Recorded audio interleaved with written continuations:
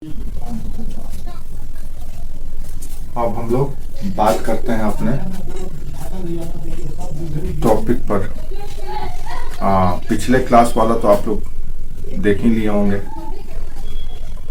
अब एक ऐसी चीज पर हम लोग बात करने वाले हैं जो जिससे आपको थोड़ा सा और आश्चर्य होगा कि ऐसा भी होता था उस समय सिंधु घाटी सभ्यता में, यानी आज से हजारों साल पहले, लगभग 4500 वर्ष पहले। आज हम लोग देखते क्या हैं, अभी अगर देखा जाए तो अभी भारत के लोग अक्सर आप देखिएगा अपने आसपास कि भारत के लोग केरल के हों या कर्नाटका के हों, आंध्रा के हों, बिहार के हों, यूपी के हों या गुजरात का हो या पंजाब का हो, कहीं का भी हो, भारत के लोग बिजनेस करने के लिए, व्यापार करने के लिए दूर दराज के देशों में जाते हैं, विशेष करके गल्फ कंट्री, खाड़ी देशों में। आप देखे होंगे जैसे ओमान, सऊदी, इराक, इन सब देशों में, ईरान, आप देखे होंगे जाते हैं लोग नौकरी करने के लिए, वहां पे बिजनेस करने के लिए। और आज भी हमारा बिजनेस पार्टनर देखा जाए तो ये देश है। लेकिन आप कल्पना कर सकते हैं कि आज से 4500 साल पहले भी भारत के लोग यहाँ जाते थे और इधर के लोग यहाँ आते थे बिजनेस करने के लिए, व्यापार करने के लिए। हाँ, ये सही बात है, ये होता था। और ये शुरुआत सिंधु घाटी सभ्यता के लोगों के द्वारा कर दी गई थी। इसी को कहा जाता है ग्लोबलाइजेशन या खगोलीकरण। खगोलीकरण या ग्लोबलाइजेशन। खगोलीकरण में दरअसल 3 चीज होता है। एक तो पूंजी यानी कैपिटल, टेक्नोलॉजी, तकनीक,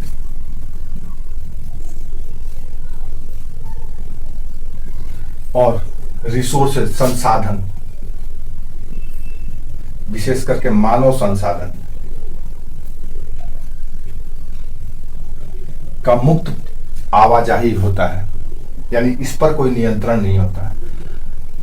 खगोलीकरण में इन तीनों चीजों का फ्री मूवमेंट दिया जाता है कि अगर कोई भारत का चाहे तो इराक में जाकर के कैपिटल इन्वेस्ट कर सकता है, पूंजी लगा सकता है, यहाँ का टेक्नोलॉजी, तकनीक यहाँ पहुंचा सकता है, यहाँ के काम करने वाले लोगों को यहाँ पहुंचा सकता है। यहाँ पर कोई प्रतिबंध नहीं होगा ये करने के लिए। तो इसको कहा जाता है ग्लोबलाइजेशन, खगोलीकरण या वैश्वीकरण। इसका एक और टर्म यूज किया जाता है, वैश्वीकरण या ग्लोबलाइजेशन। अब ये वैश्वीकरण की संकल्पना सिंधु घाटी सभ्यता में थी। यहाँ के कैपिटल यहाँ जाता था, टेक्नोलॉजी भी जाता था, और मेन या ह्यूमन रिसोर्सेज भी यहाँ जाता था। अब अगर कोई कहे कि भारत में खगोलीकरण 1991 में आया है, तो ये थोड़ा सा हास्यास्पद आपको लगना चाहिए कि नहीं, भारत में भले ही एक बीच में हम लोग डिस्कनेक्ट हो गए थे वर्ल्ड इकोनॉमी से, वर्ल्ड कम्युनिटी से, लेकिन हमारा अतीत ये था कि हम पहले से ही दुनिया से जुड़े हुए थे, दुनिया के लोगों के साथ हमारा लेन देन था, यानी कि खगोलीकरण हमारे यहाँ पहले से चल रहा है। ठीक है, अब आइए उसी खगोलीकरण को देखते हैं या वैश्वीकरण को व्यापार और वाणिज्य में कि कैसे होता था, क्या होता था। दरअसल ये खगोलीकरण का टर्म या वैश्वीकरण का टर्म आर्थिक संदर्भ में किया जाता है, अर्थव्यवस्था के संदर्भ में किया जाता है कि अगर कोई देश चाहे, मान लो ए एक कंट्री है या आई एक कंट्री है, आई फॉर इंडिया, इंडिया एक कंट्री है। अब इंडिया का ए के साथ यानी अमेरिका के साथ, सी के साथ यानी कनाडा के साथ, ई के आई के साथ यानी इराक के साथ, ईरान के साथ, इटली के साथ, ऑस्ट्रेलिया के साथ, रसिया के साथ, इस तरह से सबके साथ इकोनॉमिकल रिलेशन है, व्यापार इन सबों के साथ ये करता है। भारत व्यापार करता है अपने पास। जो व्यापार में 2 चीज होता है सामान्यतः, व्यापार के 2 हिस्से होते हैं ट्रेड के। क्या क्या? एक होता है इंपोर्ट यानी आयात, और दूसरा होता है एक्सपोर्ट यानी कि निर्यात। तो भारत इन सभी देशों के साथ ट्रेड करता है, यानी आयात एवं निर्यात करता है। जो चीज भारत के पास नहीं है, पर्याप्त मात्रा में नहीं है या बिल्कुल नहीं है, उसकी वो आयात करता है। जैसे तेल का आयात करता है, सबसे प्रमुख आयात का साधन तेल है, जरूरत भारत को तेल का है। इसी तरह से इलेक्ट्रॉनिक इक्विपमेंट्स का आयात करता है, चाइना से, कोरिया से, जापान से। आयात और निर्यात, व्यापार दो हिस्से, व्यापार के दो तो मूल तत्व होते हैं, आयात करना और निर्यात करना। आयात करना मतलब जो मेरे पास नहीं है वो मंगाना, निर्यात करना यानी जो हमारे पास है वो दूसरे को देना। तो ये चीज ट्रेड एंड कॉमर्स कहलाता है, और ये चीज सिंधु घाटी सभ्यता में भी होता था। सिंधु घाटी सभ्यता में ये ट्रेड एंड कॉमर्स, और यही ट्रेड एंड कॉमर्स जब फ्री होकर के एक दूसरे देशों के साथ, जैसे मान लो हम यहाँ से अमेरिका कोई चीज निर्यात कर रहे हैं, यानी मेरे पास जो चीज है उसको यहाँ ला करके बेच रहे हैं बाजार में, और यहाँ से कोई चीज आयात कर रहे हैं, यानी कि अमेरिका का कोई चीज ला करके अपने यहाँ जरूरत पूरा कर रहे हैं, तो इसको कहते हैं आयात, और ये हो गया निर्यात। तो आयात और निर्यात में किसी भी तरह का जब कोई प्रतिबंध नहीं होता है, रोक नहीं होता है, इसी को कहा जाता है खगोलीकरण या वैश्वीकरण। यानी कि विश्व के सभी बाजार एक दूसरे के साथ बिना प्रतिबंध, बिना नियंत्रण के एक दूसरे के साथ जुड़ के जाते हैं, उसी को कहा जाता है खगोलीकरण। तो खगोलीकरण का कॉन्सेप्ट भारत में सिंधु घाटी सभ्यता में भी था। कैसे था उसकी बात करते हैं, और इसका क्या प्रभाव पड़ा वो भी देख लेते हैं। यहां तक क्लियर है?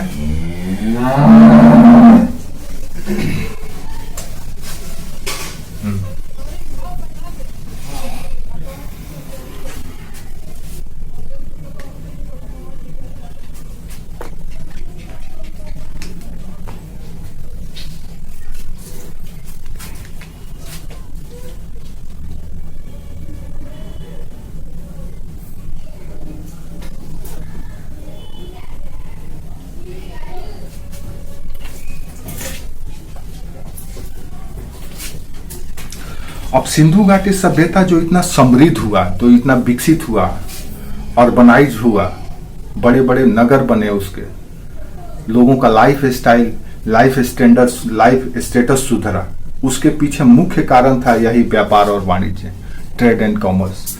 तो आज हमारा टॉपिक है trade and commerce, trade and commerce of Indus valley civilization. Sindhu घाटी सभ्यता का व्यापार एवं वाणिज्य आज का टॉपिक है। क्यों व्यापार एवं वाणिज्य हम पढ़ें? क्योंकि इसी व्यापार और वाणिज्य का देन है सिंधु घाटी सभ्यता का नगरीकृत होना।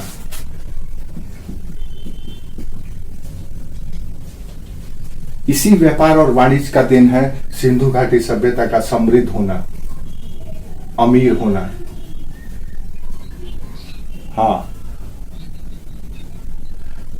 हाँ, ट्रेड एंड कॉमर्स, वाणिज्य का मतलब होता है खरीद फरोख्त, खरीद बिक्री करना। हाँ, ट्रेड एंड कॉमर्स यानी व्यापार करना और वाणिज्य करना, खरीद फरोख्त करना और भेजना। व्यापार का मतलब एक जगह से दूसरे जगह भेजना, और वाणिज्य का मतलब खरीद बिक्री करना। ठीक है, व्यापार वाणिज्य यानी खरीद बिक्री करना, इसको इंग्लिश में ट्रेड एंड कॉमर्स कहा जाता है। तो इस ट्रेड और कॉमर्स का प्रभाव क्या पड़ा सिंधु घाटी सभ्यता पर? तो इस ट्रेड एंड कॉमर्स का प्रभाव जो पड़ा, ये नगरीकरण सिंधु घाटी सभ्यता का, सिंधु घाटी की समृद्धि यानी अमीरी, सिंधु घाटी में सांस्कृतिक सांस्कृतिक समृद्धि एवं विविधता,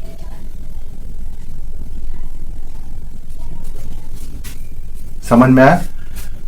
फिर इसकी वजह से, इसी व्यापार वाणिज्य का देन है कि बाद के दिनों में भी जो आपका विदेश संबंध, परराष्ट्र नीति या जिसको कहते हैं फॉरेन पॉलिसी, वो विकसित और समृद्ध हुआ। विदेश नीति या परराष्ट्र नीति विकसित और समृद्ध हुआ। जैसे आज भी हम बहुत कोशिश करते हैं कि मिडिल एशिया से कट जाएं, लेकिन व्यापार और वाणिज्य की वजह से हम नहीं कट पाते हैं, क्योंकि हमारा इंटरेस्ट उनके साथ जुड़ा हुआ है। वो भी हम पे निर्भर है और हम भी उन पे निर्भर है। अगर हम उनको राशन खाद्यान्न न दें, चावल गेहूं न भेजें, तो वो तेल लेकर के क्या करेंगे? पिएंगे। तेल लेकर के उनका पेट नहीं भरेगा। दुनिया का भारत ही एक ऐसा मुल्क है कि ये किसी पर निर्भर नहीं है कि आप कोई चीज बंद कर दीजिएगा तो हम भूखे मर जाएंगे। इसकी इकॉनमी एकदम पूरी तरह से इंडिपेंडेंट इकॉनमी है। आप तेल मत दीजिएगा तो मेरे यहाँ गाड़ी नहीं चलेगा। कोई बात नहीं भैया, मेरे पास जितना होता है उतना ही मैं गाड़ी चला लेंगे, पहले गाड़ी से धो लेंगे, लेकिन भूखे नहीं मरेंगे। और आपके यहाँ अगर नहीं भेजेंगे तो खजूर खा के कितना दिन जिएगा, कितना खजूर पैदा कीजिएगा। इसीलिए भारत से कोई पंगा नहीं लेता है, क्योंकि खाद्यान्न के मामले में भारत अमीर है। जो मौलिक चीज है चाहिए वो अमीर है। आधुनिकता का चीज भले ही भारत के पास अभाव है, टेक्नोलॉजी के मामले में थोड़ा सा भारत पिछड़ा है। टेक्नोलॉजी में बहुत समृद्ध है, टेक्नोलॉजी के मामले में या मॉडर्न टेक्नोलॉजी में थोड़ा सा पिछड़ा है। बाकी सभी मामलों में भारत अपने आप में आत्मनिर्भर है। इसीलिए तो दुनिया के सभी देश भारत में आक्रमण करते रहे हैं। भारत कभी किसी दूसरे देशों में आक्रमण करने नहीं गया है, क्योंकि इसको जरूरत ही नहीं था। ये खुद संपन्न था। अमीर आदमी थोड़ी ना किसी गरीब के घर में डकैती करने जाता है। जिसके पास अभाव होता है, गरीब होता है, वही तो अमीर के पास चोरी करने जाता है, उसके घर में जाता है। तो भारत का जो सिविलाइजेशन है, सिंधु घाटी सभ्यता, वो सिविलाइजेशन का एक महत्वपूर्ण कारण था व्यापार और वाणिज्य। इसीलिए हमको सिंधु घाटी सभ्यता के व्यापार और वाणिज्य को समझना होगा। व्यापार और वाणिज्य के हमने बोला कि दो तत्व होते हैं, एक होता है आयात और दूसरा होता है निर्यात। तो आपसे जो सवाल पूछे जाएंगे वो पूछे जा सकते हैं। जैसे यहाँ से 3 पहलू आपसे सवाल पूछा जाएगा। अगर व्यापार और वाणिज्य की बात करें तो सबसे पहले आयात यानी इंपोर्ट क्या होता था, दूसरा कहां से होता था। इसी तरह से निर्यात क्या होता था और दूसरा कहां से होता था, और तीसरा इसके साक्ष्य या एविडेंस क्या क्या मिले हैं।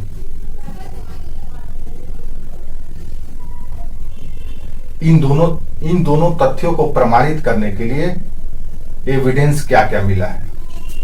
ये 3 तरह के सवाल आपसे पूछे जाएंगे ट्रेड एंड कॉमर्स से सिंधु घाटी सभ्यता को। यहां से एक सवाल तो जरूर पूछा जाता है, क्योंकि इसी व्यापार और वाणिज्य से, ट्रेड एंड कॉमर्स की वजह से सिंधु घाटी सभ्यता इतना विकसित हुआ था। याद रखो, सिंधु घाटी सभ्यता अपने नगरीकृत सभ्यता था, अर्बन सिविलाइजेशन था। इसीलिए अर्बन लोगों का मुख्य पेशा क्या होता है? व्यापार और वाणिज्य, न कि कृषि। कृषि होता है कि व्यापार वाणिज्य होता है? व्यापार वाणिज्य होता है, वो परजीवी लोग होते हैं, कृषि का काम नहीं करते हैं। तो व्यापार वाणिज्य समृद्ध होगा तो ये लोग उतना ही ज्यादा समृद्ध होंगे। अगर व्यापार वाणिज्य कोलैप्स कर गया, दिन ये भी कोलैप्स कर जाएंगे। सिंधु घाटी सभ्यता का पतन का एक कारण ये भी था कि व्यापार और वाणिज्य इनका रुक गया था। इसीलिए इनके नगर धीरे धीरे पतन की ओर अग्रसर कर गए। जैसा हमने पिछले क्लास में भी बताया था कि बहुत सारे शहर आबाद होता है और बर्बाद हो जाता है, वीरान हो जाता है, क्योंकि उसका व्यापार और वाणिज्य तबाह हो गया, दिन वो भी तबाह हो जाएगा।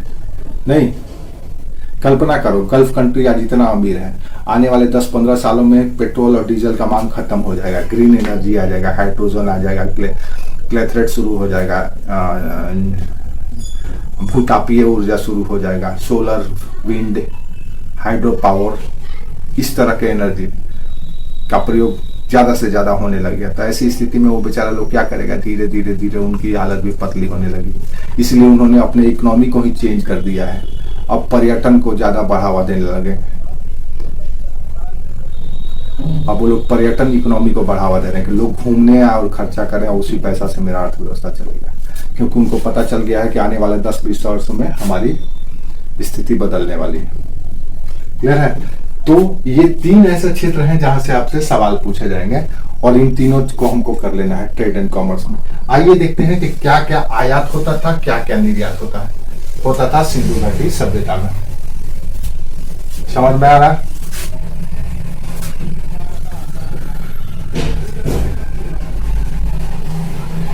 समझ में आया है? डाउट है?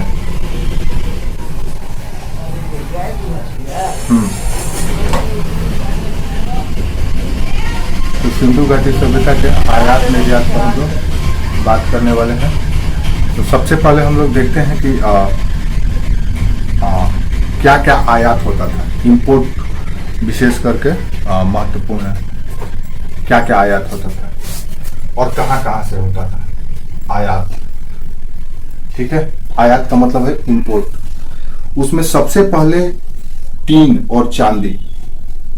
यहाँ पे देखो हर एक चीज का आयात होता था। धातु का आयात क्या क्या आयात होता था ये बता देते थे। इंपोर्ट होता था दूसरे देश और देश। अच्छा, आयात दो तरह से होता था।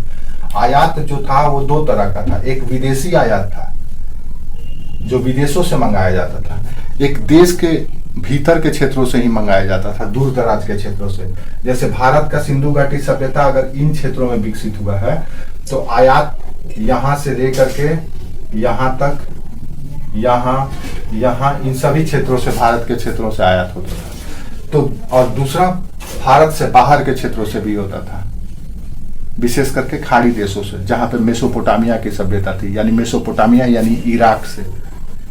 मेसोपोटामिया की सभ्यता को सुमेरियन सभ्यता भी कहा जाता है। तो विदेशी आयात और घरेलू आयात, ये दोनों ही तरह का इंपोर्ट किया जाता था। ठीक है, घरेलू आयात और विदेशी आयात दोनों ही तरह का किया जाता था। तो सबसे पहले हम देखते हैं कि आयात कहाँ कहाँ से होता था। आयात में भी कई वस्तु थी, जैसे कि मुख्यतः अगर देखें तो धातु का, कीमती पत्थर का,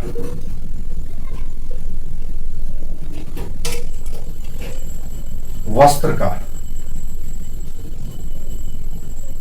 ये तीन ऐसी चीज है जो प्रमुखतया आयात किया जाता था सिंधु घाटी सभ्यता में। और इन्हीं तीनों चीजों को आयात करके फिर विनिर्मित किया जाता था, मैन्युफैक्चर्ड किया जाता था, विनिर्माण किया जाता था। और इसी विनिर्माण को फिर निर्यात भी कर दिया जाता था, जैसे आज भी हम लोग करते हैं। जैसे चाइना, जापान, ये सब मैन्युफैक्चरिंग का काम बहुत करते हैं ये लोग। आपके यहाँ से रॉ मटेरियल मंगाएंगे और उसको बनाएंगे जो बनाना है, और बना करके आप ही के बाजार में बेच देंगे। तो इंडस वैली सिविलाइजेशन के लोग ये सब करते थे। दूर दराज के भारत के क्षेत्रों से सोना मंगाते, चांदी मंगाते, तांबा मंगाते, कांसा मंगाते, तांबा मंगाते, टीन मंगाते, सब कुछ मंगाते, पत्थर मंगाते, और उसका मन का जवाहरात बना करके, धातु के सामान बना करके फिर बाजार में बेच देते थे। इससे उनकी संपन्नता बड़ी थी और इसीलिए 2 मंजिला मकान में रहते थे। और इतना बढ़िया शहर था उनका कि 20 मीटर चौड़ा रोड, चौड़ी चौड़ी नालियां, सारी व्यवस्था थी, क्योंकि ये ट्रेड एंड कॉमर्स में एडवांस थे। समझ में आया? अब क्या क्या करते थे आयात और कहां कहां से करते थे, ये बात करते हैं। तो सबसे पहले चांदी और टीन। अब हम लोग को ये देखना है कि किस वस्तु की आयात कहां से की जाती थी। ये अपने आप में सवाल है, पूछा जाएगा कि सिंधु घाटी सभ्यता के लोग चांदी का आयात कहां से करते थे, टीन का आयात कहां से करते थे। तो चांदी और टीन का आयात ईरान से किया जाता था। चांदी और टीन, इन दोनों का आयात ईरान से और अफगानिस्तान से किया जाता था। वर्तमान में जो अफगानिस्तान है, ईरान और अफगानिस्तान से किया जाता था। इसी तरह से तांबा मुख्यतः भारत के राजस्थान के राजस्थान के खेतड़ी से किया जाता था। ये खेतड़ी जगह को याद रखिएगा, हर एक एग्जाम में पूछा जाता है। आज भी भारत में सबसे ज्यादा तांबा का निष्कर्षण कहीं होता है तो इस खेतड़ी के खान से ही होता है। तांबा बलूचिस्तान से भी मंगाया जाता था और ओमान से भी मंगाया जाता था, लेकिन सामान्यतः अपनी जरूरत की पूर्ति खेतड़ी से की जाती थी। इसके अलावा ओमान, गल्फ कंट्री ओमान का नाम सुने होंगे आप लोग, ओमान से भी मंगाया जाता था, और बलूचिस्तान यहां से भी इंपोर्ट किया जाता था। यानी कि ये जो ऐसे मेटल है, ये ऐसे मेटल है जो इंपोर्ट किए जाते थे।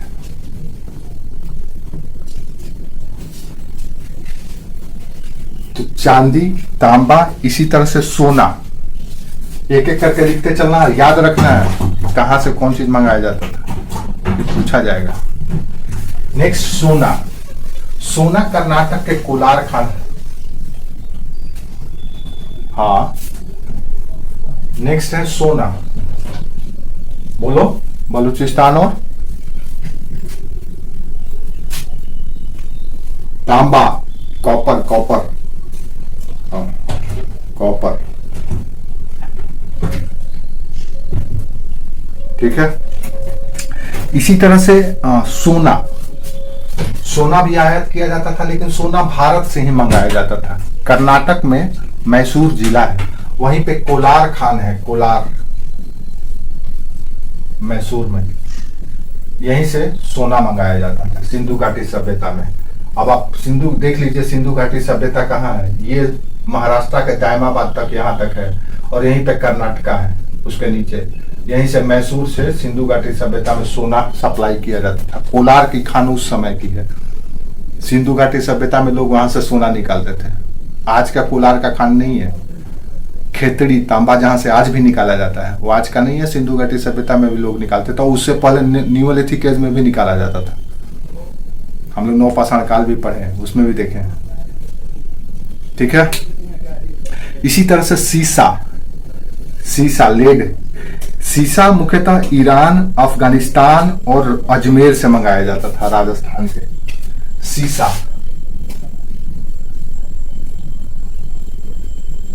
अजमेर, अफगानिस्तान और ईरान से मंगाया जाता था। अजमेर, अफगानिस्तान और ईरान से